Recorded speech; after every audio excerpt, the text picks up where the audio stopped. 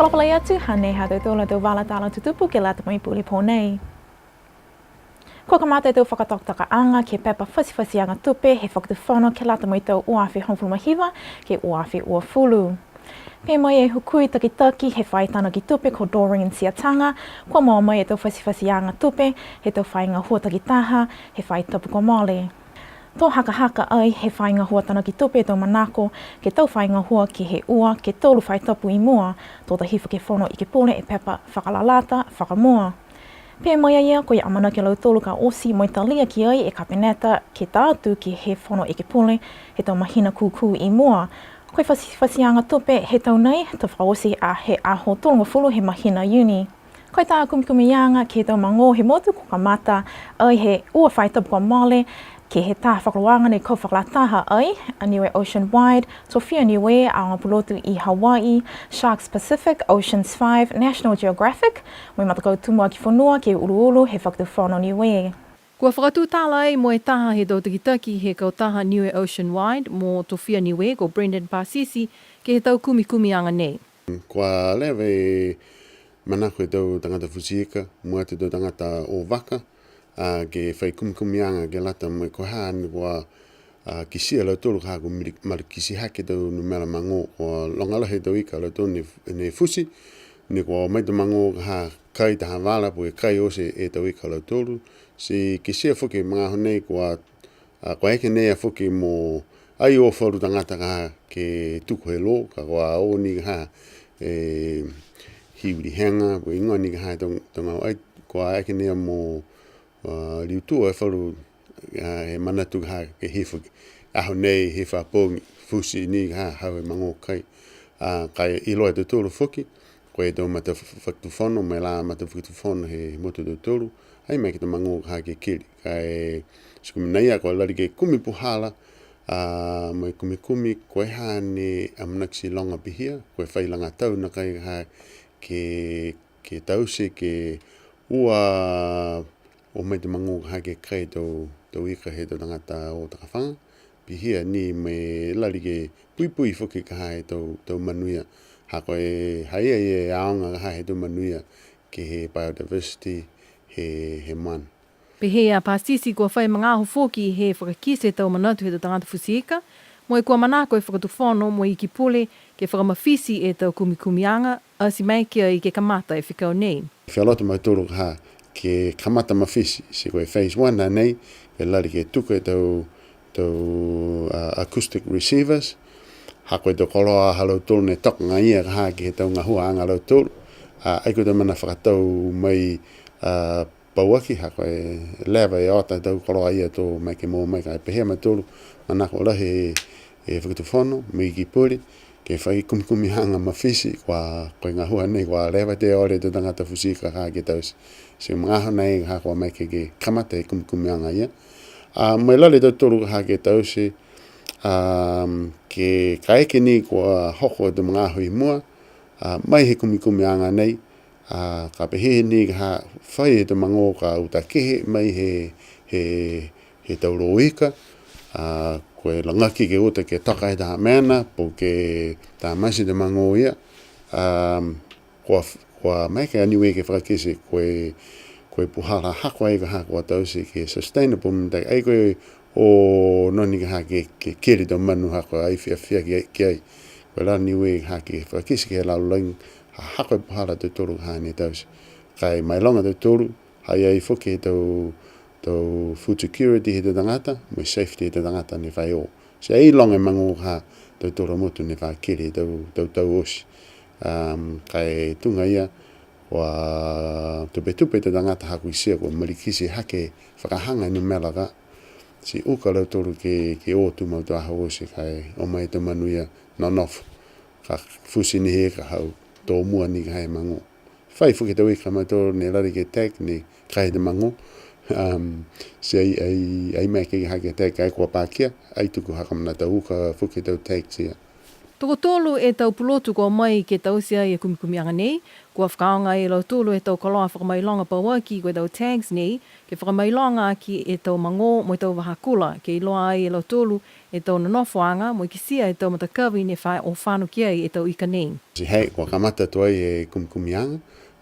lang matai e manakahua Niue Ocean-wide, kai pihia whuki ni mai manakahua Ridge to Reef. Haka longana mai he tau whakatutalaanga, ke tau consultation me tau maanga os, ke he tau whakatutalaanga ia me Ridge to Reef. Pihi e reo e tau tangata o Fusika. Manako lau tolu ke whai kumikumianga mai whai tau seanga ka hake lari ke langa matai lau tolu. Nā kai ni koe ngaro ka hae lau tolu tau kai, mai food security, kai pihi a whuki ni aihanga mitaki ka hae tangata nofe waka. Kai ke kua longa bihe mango na ki se te tolu ai mao e mango ai muka whuki ka hake kere mango ke waka muka ke rifa po ke hau e te mango ia ke ngangau e waka po ke ha ai whamahani bia kai ai tu mau ka hai riski ia kai ke kua hoki tai koe kamatanga nei koe lari ke tuku taki ua furo e tag koe tau ma tag nei ai lalahi mahaki, kai tunga ia, tuku o mua tuku he tau poe osi, pipi he tau acoustic receivers ka, po ke wala equipment ni ha, ke longana e leo he tau tag ia ka tuku. Ka eke ni ko hau tata e mango, po ke tau wahakura, na ua hai manu ni tag e matulu, ko tau wahakura, mo tau mango. Ka hau tata ni ke he poe ia, to kisia si whakamau receiver ia ne tuku gai kua hau he mango ia kua whakanumela si kisia whelotu ki kisia koe o hifo ka ke tau poe he tu mga hoka ne longa ike he tau poe si liu hake ka hake po ahu pa ke o whano ke hau taha poe whanta maanga mai ki kisia e o anga he tau mango ne tau he tau tag si tunga ia koe lari ke tuku ua furu e tag he te mango, si ua furu whoki he te wākura. Ka ki sia te tōre he ua whaitapu e kua maori, taha whaitapu whakapā ni maora he matangi me haviri, si pihia whoki ni he tapu ke ua, lokau kai wharu aho mea te waho whakamui, liu e matangi maroro whoki. Si kisia whoki kua maori whakatose he mangahara he tau wahakura, me piha whoki me te mango ke tau poe. Kai tunga ia, hongwhamari me wahakura ni me ke tuka e tau tag ia, so kua toka hifo te rima e tag ke tuku au me whanau he whaifusika, kua kisia gai, si whai whoki ne tausi, here te ma walatose he manawa, ke whakahua te tag ke loto, se liu mea tuitui, ue te mamata tuitui ne tuku, si liu whakahora mui mitake ngai e ika he whanu. Ko manako whoki lau tōlu ke whakaue ke he tau whāhinga hua whanua mui whasiika, hako mai ke kau whakalataha ke he whikau nei. Si pia whoki ke he whāhinga hua leo hako mai ke ai ke whakaonga i posi search and rescue ke he tau kumikumianga nei. Ko manaki ai ke mātutaki e tau kumikumianga nei ke he tau mahina i mua. Ko Esther Pavihi, my BCN News. Mo lea angofulu e tau whiwhine ne kua siwi ai e tau pulotu e ke kafo, he tau whiwhine hukui, he tau whalinga ngao, Counties Monaco, mo Middlemore Hospital i New Zealand, ko Dr. Anna van der Merwe, mo Dr. Caitlin Prendergast. Pehe ai e tau e ke kafo ko Dr. Anna van der Merwe, mo Dr. Caitlin Prendergast, ko e laulahi he tau ngangao he tau whiwhine ko kisia laua ke he tau siwianga nei, ko tau ngangao tawhi manawa. Pehe laua koe tau ngangao pehe nei moa ai he tau whiwhine kua mamawhai tau sino, mo mai ki ai fōki ke tawhi tau manawa. Mo nā kai moua tūmau e tau manawa whiwhine he tau mahina takitaha. Kua hata kia laua ke he tau whiwhine nei, ke ne mamawhala he tau sino, koe whalua a tau mana nei ke malikisi hake e hangahang ke lea he tau ngangao tunga e cancer. Ke moa ai mo e whakisi ai laua, e tau puhala ke langmatai e tau whiwhine ke he lewe kiang he tau sino malolo halau tolu. Kua whai whakakoanga whoki ke he tau nosi mo tau e ke kafo ke whalinga ngao ke he tau ngangao pehe nei. Pehe mai e tau e ke kafo nei, Koe mena ne mua ke hātaki ke he tau whiwhine, ke pui ke he tau lewe ki anga sino, moe mai longa e tau mena kai. Pe hea laua, koe mōtuku tosia Niue, kai tokalonga e tau whiwhine, ne ko mamafa e tau sino. Koe ka kānoa ia ansi manako laua ke mai longa e tau whiwhine e tau mena kai, moe tū mau ke he tau whawhau sino, ke mauai e tau malolo sino. Ko e sa pavihi mai BCN News. Ko whiawhia lahi e whahi e whakakotama ke he tau hokotaki kua moa mai ke he tau ola he tau whanau whakaako he anga toko lunga Niue he tau kua mole. Ko i tau ola nei, ke lata mo i tau wahenga NCEA vevehanga taha ua mo i tolu. Ko tau ola mai he hongfuma whai tau whanau he NCA vevehanga tolu, ko lau tolu ne kua whakaosi mai mai anga toko lunga he tau kua mole. Mai he hongfuma whai a lau tolu, toko hongfuma tolu ne kau tū mo i mauai e tau whakamailonga University Entrance. Pe he mai e ulu whakatonu he whahe whakakotama ko Berfatonga hai, ko whiawhia lahi a ia ke he tau ola nei, mo i kua whitāni he whakailoa angi ke he tau whanau, he aonga e hana tau manatu, mo i tau whakamonuinanga ke lau tolu ke he tau ngahua mitaki nei. Kua whakatatai ai fōki e tau ala he aonga toko lunga ke tau aonga osiha New Zealand. Mo i kisia, koe mahomo atu fōki e mitaki he tau ala he aonga toko lunga, pese ni he ngā hoa e toko loa he aonga, ke whakatatai atu ke tau aonga i New Zealand. Pe he ulu whai aonga he aonga, ko Charles Ioane, koe lahi e ngahua he aonga, mo i tau whai aonga, ke tau matakaki ke he tau whakakoanga he tau whanau he tau wahanga NCA nei, tunga e tau whakatutalaanga mo i tau whanau langa ua he tau, pihia ni mo i tau whakatutalaanga mo i tau mamatua, ke langamatai e tau mamui whakako he tau whanau nei. Kua lali fōki e aonga ke whakamahino e tau whakakoanga he tau whanau nei, ke he tau wahanga kua lata mo i tau mamanakianga he tau whanau ka osi mai mo i aonga. Manako e ke whakaue ke tau whanau, tau mamatua mo i tau whai aonga, ke tau ngahua mitaki ke lata mo i tau maui whakako he tau whanau NCA he aonga toko lunga Niue.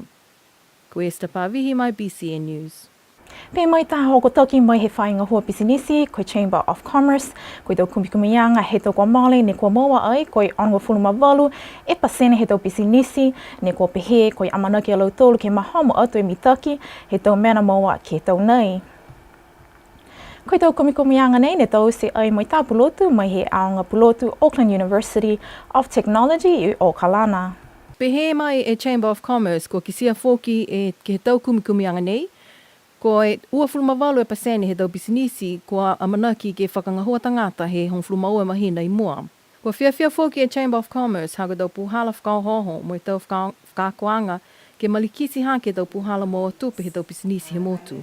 Pe tahania nei he tau ngahua ko amahuinga ke he kautaha Chamber of Commerce, ke tupu e tau monuina mo i tau mana moa ke he tau maukaloa he motu, ke monuina e motu katoa. Ko e sta pavihi mai BCN News. Tokolonga lau tolu kua tolo autu ke he maala ke matakawi ko Waipuli, he maanga haliku, he okioki wātop ko mole, ke lata ia mo i kāla, ne whakamatapatu ai e John Modoris Ranfurly. Pesani he toi oha, kai tokolonga kua o atu, ke whakatau mai kise ke tau koloa ke he kehe, kua whakatata ai mai aho. Fio e tau whale ma kese toko hiwa mo i tau kai ke he kehe, mata mo i moho, tau inu, tau koloa whale mo i tau lupo kai tunga i tau siamu. Hahai ai fōki tā whakaroanga tō tau pepa ne whiawhia lahi fōki tau tangata, kua ahi atu ke kisia.